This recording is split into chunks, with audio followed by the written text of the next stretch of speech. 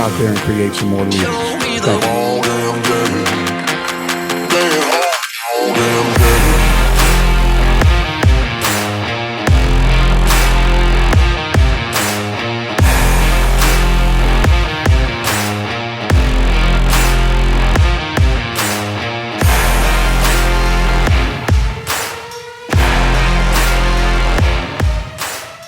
Hopefully we'll see some of you younger guys that'll be able to come up here as well and get this wonderful medal.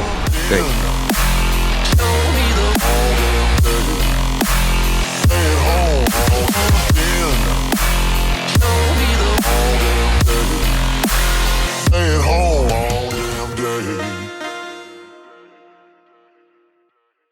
Welcome back to the Small College Basketball Podcast. Of course, we are celebrating the players, the programs, the coaches, and the history of small college basketball. I'm with you today, Chris Cottrell. And of course, as it's dumping snow outside in New York, we have to thank our primary sponsor, visitcentralflorida.com, for their support of the podcast and the Small College Basketball Hall of Fame Classic.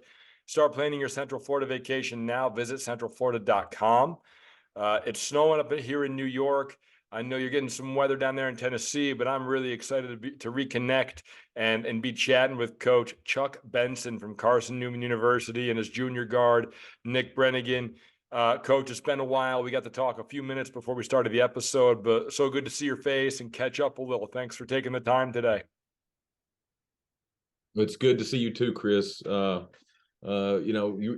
were a mainstay on that staff at LMU when that thing first really took off, and so a lot of the credit that success can go to you, and we appreciate the chance to get back with you and connect and talk a little basketball. Yeah, I always love talking hoop and reconnecting. And Nick, congrats on a great start to your season. And we're gonna start off with your record-setting day, yesterday. But I want to make sure everybody knows, today's Sunday. We're recording this the day after. Is this typically an off day for you? Yes, sir. It is. I definitely take Sundays off, and usually Thursdays after our Wednesday, Saturday games. Usually take those 2 days off. Yeah, well, we appreciate your time, man, and you had a great day yesterday. I want to start off with that against Newberry College. You scored 64 points. You outscored Newberry on your own. You guys were able to win 103-51. So just describe the feeling you had throughout the game. It was unlike anything I've ever experienced. I mean, I put a lot of work and time into it, but I've never felt anything like that shooting the basketball in particular. It was something I can't even put words to describe what it felt like. Yeah, when did you know it was going to be that kind of night? Was there a moment where you just felt like this is my night? I got a few open threes in the first media. I think I was 3 for 4 to start the game, and the ball was feeling good coming off my hands, and I was like, and just Newberry's scheme, kind of they packed the paint, so we had a chance to get up a lot of threes, and I said, yeah, it could be something special going into halftime. That's great. And you made 18 threes on the night. You were 21 of 34 from the field, so you still were super efficient. I mean, 4 of 4 from the free throw line. And I want you to go back now to Wednesday before you guys played Lincoln Memorial. Your lowest point total of the year so far, 7 points. They held you to single digits. What happened? You talked about your off days on Thursday. What happened in between those two games, like that preparation for you individually Thursday, Friday, to get to where you felt really good on Saturday? Yeah, just sticking to my routine. I'm really disciplined with it, and I just trust it and just do it every day and just trust the work and just follow through with that. Do anything special on Thursday or Friday? Extra shots? No, just stuck to my normal routine. I'm very disciplined with that, and it was just a normal Thursday, Friday. And Coach Benson, I want to talk to you about this night because I'm sure it made your night pretty easy. But to have a leader first, let's talk about Nick and his leadership ability as a junior. To have a guy who's so disciplined in his routine, can come out and produce on a night-to-night basis like that. What's that meant to your program? He's been an example from day one. When he came in, it was very clear that he loved the game of basketball, and that's a big thing. But then he was also committed to working at the game. If you come to our gym 6 o'clock any morning, you walk in, you're going to hear a ball bouncing, and he's out there on that gun, and it's like he told you, he'll take in season, he'll take Thursday and Sunday off, but if it's out of season, it's 7 days a week. It don't stop.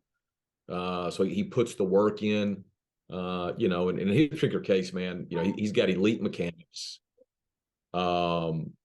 He works, so he has great confidence, and then he's in a program where what he does is valued, and we want him.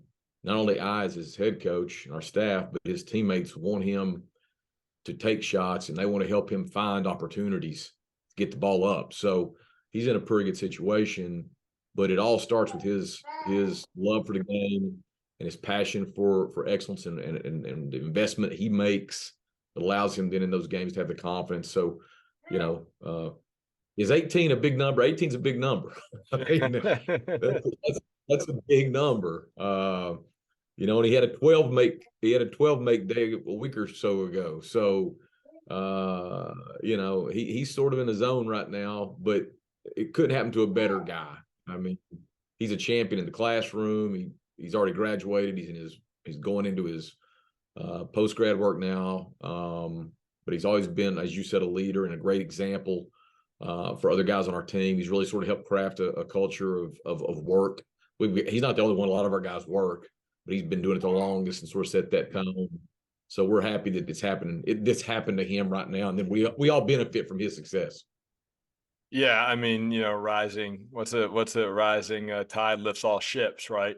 So Coach, you're in your 14th year. You've been with Carson Newman now quite a while. Obviously, we talked about the Lincoln Memorial days and the battles that we had. I had the chance to coach against Charles Clark and Ish Sanders, and Nick broke some records that those guys had previously set and broken themselves. Where does Nick fit in with that group? Because you've had some great players come through in the last, 15, 20 years. Well, Chris, you're a coach too. So there's no way I'm going down the road of favorites. I ain't doing that. We tried. What I can tell you, all of their experience, all of their sort of record-setting nights have been unique to them. What I can say that with Nick is the combination of his work ethic, and I mean relentless, consistent. It's every day, man. I've never seen a guy. There's been one other guy that's even close to this, and he was the guy that I coached at Tennessee a long time ago named Chris Lofton, who was an elite and an all-time great shooter in the Southeastern Conference. Yeah, and Nick's in that kind of realm of work ethic. So the thing that makes Nick so special is that he puts the time in, and so I've been very fortunate. I've been very fortunate to work with some outstanding shot makers, some outstanding players, and here at Carson Newman, Nick is one of many guys that I feel privileged to have worked with that have sort of left their impression, their mark on the history of our program. And let's talk about your team's response to Wednesday. We talked about Nick, how he responded to that Lincoln Memorial game. Coach, your team gave up 49% on Wednesday night, a little bit out of character for you guys defensively. You turn around on Saturday and you hold Newberry to 25%. Talk about your team's effort in that on that side of the basketball. Well, I was very fortunate when I first got into this business 3 years ago to work with some guys that sort of instilled in me a belief that you build it with defense. In fact, the very first job I ever had was for a guy named Mark Comstock at Lincoln Memorial University. and then worked with a guy named Kevin O'Neill way back, who was a defensive minded guy. And those guys just sort of put that into me at my core. And so we've always sort of tried to make it about our defense first. And we've had a different sort of unique strategy with our zone over the last 10, 12 years. But we just were really disappointed after that game at Lincoln Memorial. And Jeremiah and his team, man, they're outstanding. They're elite offensively, they're elite defensively. So it was going to be a challenge, but we came back after that game, and I just made it real clear to our guys that we all know that our defense was not where it needed to be, and we need to make this next conference game with Newberry a sort of a statement type game with our defensive play, and our guys did that. The scout portion, they grab with that. We have some very game specific goals, sort of focal points we were eyeing, and our guys met those goals. And the truth of the matter is, Nick will tell you, I mean, our defense generated a lot of opportunities for him. Not do we help, sort of a two-edged sword. We kept them from scoring, but then we could get out in transition and sort of find some good clean looks for him. So it all works together.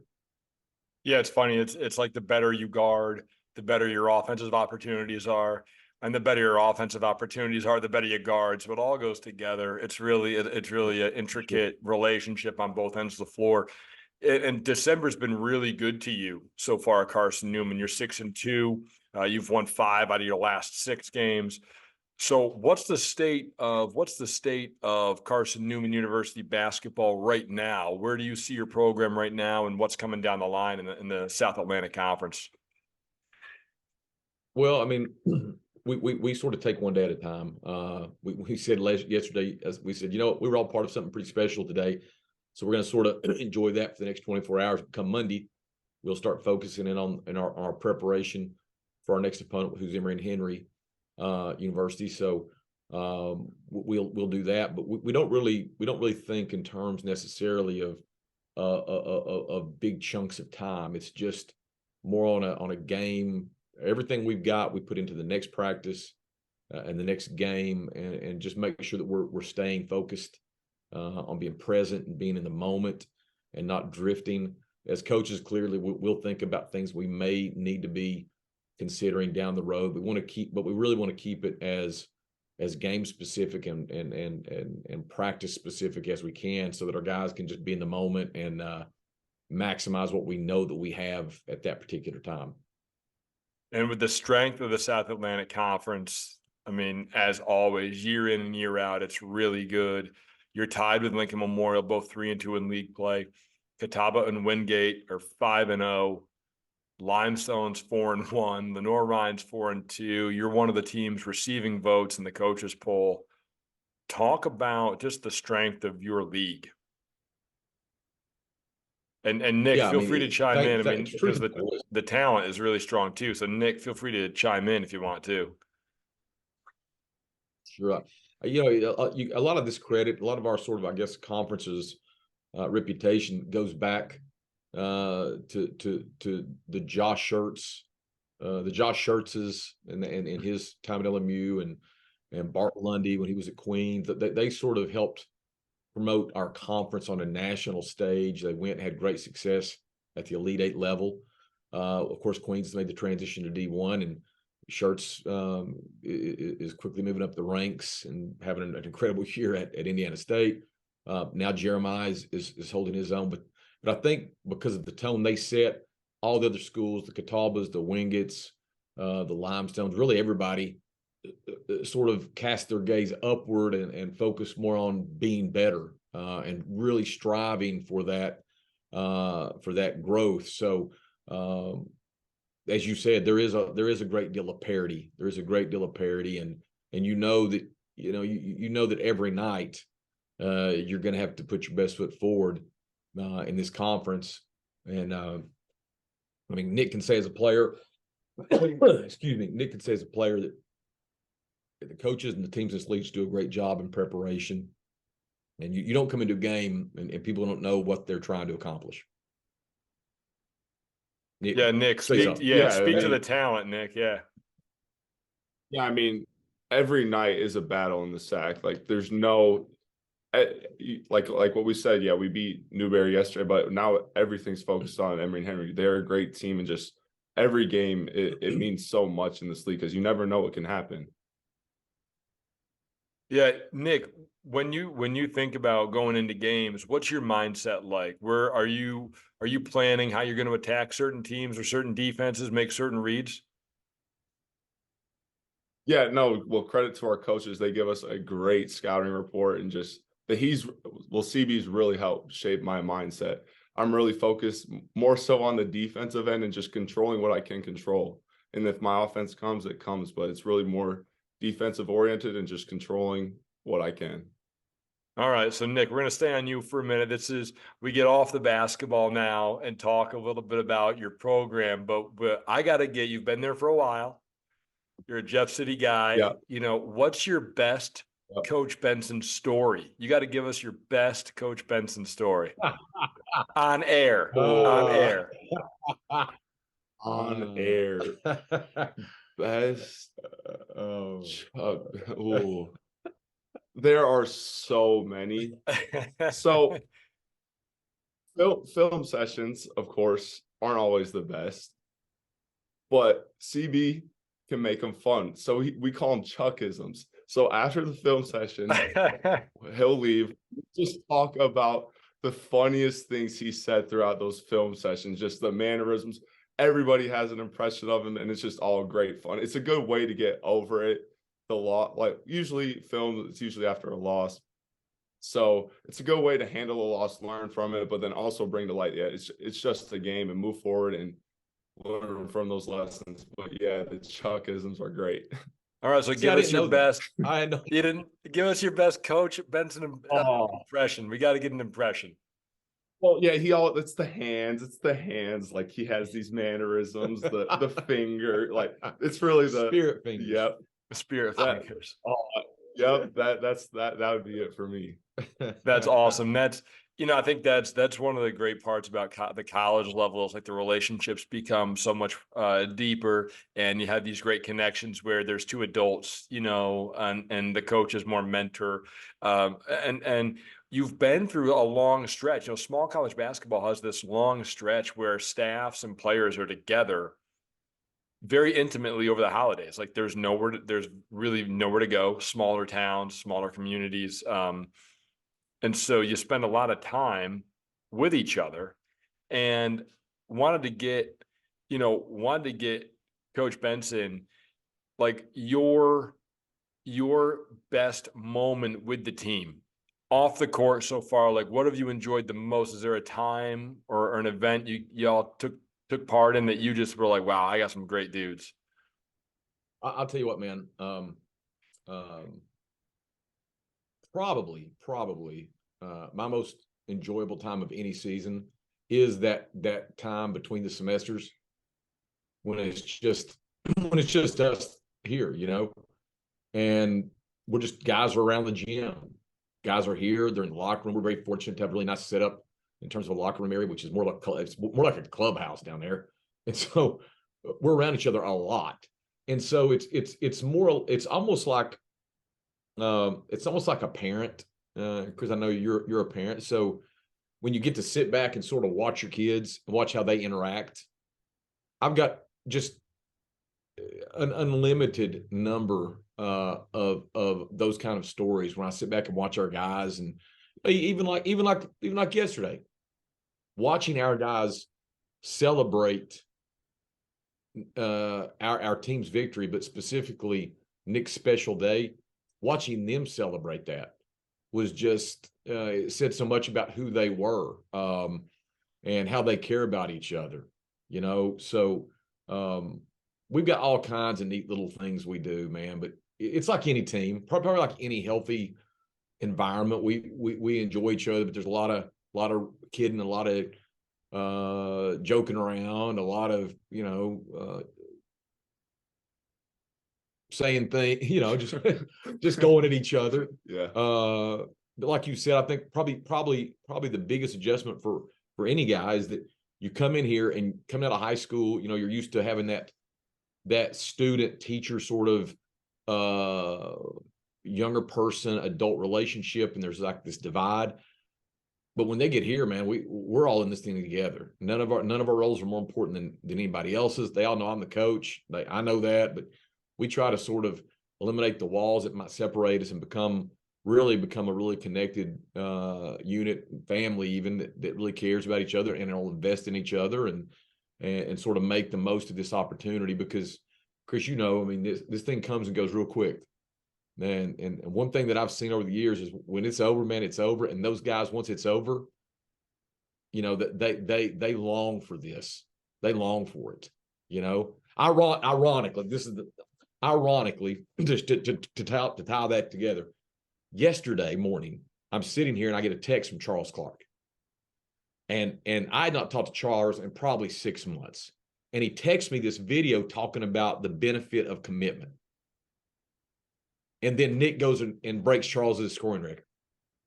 You know, so like you have the old players reach out to you. They're like, man, I wish I was still playing. I need to get in there. I want to come visit you guys. So really making the most when their guys are here and making this window of time in their life something special is big to me. And you know, this as a coach, you're around them all the time. So they become like family to you. I mean, you're around them all the time. I'm not around 55-year-old people. I'm around 18 to 22-year-old guys every day. So it gives me a different perspective on life, you know? Yeah, I think that's the, you know, I would say like that's the biggest thing I miss about college coaching is that relationship piece, because you are dealing with, you know, young adults and you're dealing with like you have that closeness, that ribbing, that jovial kind of back and forth, busting chops, which is a little bit different at the college level than it is at the high school level. So I guess last kind of follow up, you know, for Nick, what has Coach Benson meant to you away from basketball? He's been everything for me. Just I'm 2.5 hours away from home, and he's a second father to me. I can walk into his office at any time. We don't even have to talk about basketball. It's honestly he's seriously second to none in any coach I've ever had. He's the best decision I've ever made was to come to Carson Newman. That's awesome. That's great I'll say to hear. this, Chris. I knew because his older brother played for me too. Right. So he already had a pretty unique situation to play with his brother. But I knew when Nick Brenegan got here, and he was smart enough week one, he just walks in my office every day. You know, and a lot of freshmen won't do that. They'll sort of stand back and watch, but he would walk in here and it would just be me and him time. And we would talk about leadership, and we would talk about him and our program, and we would talk about it all, man. And so I knew right then this dude's different. And so when I see him do now, I'm not surprised by it. I'm really not. 18, yeah, I'm surprised by that. But I mean, I know what he's about. And as much as he may think that this has been a great thing for him, man alive. I'm fortunate. I got 3 children. I got 2 sons. And man alive, if my boys end up being like Nick Brenegan, it's a home run. It's a home run. Yeah, powerful words from both of you. Obviously, the relationship means a lot, and it's great to see not only your relationship thriving, but now your team is thriving. You guys are having some success. You know, it's Sunday afternoon. It's been about 25 minutes, so I want to respect your time, Nick. I know you got a day off routine. You probably want to go back and go to bed at this point, or do some schoolwork. Yeah. So, well, yeah. go ahead. Go ahead. I'm sorry. No, you're good. Go ahead, man. Oh yeah, we just appreciate you. Thank you for your time and reaching out to us. It's been great. Yeah, no, thanks for doing this. You guys were terrific, Coach Benson. Great to catch up as always, and best of luck going down the line. Thanks, man. We appreciate it, and good luck to you guys up in New York, man. Appreciate it. Have a great Sunday.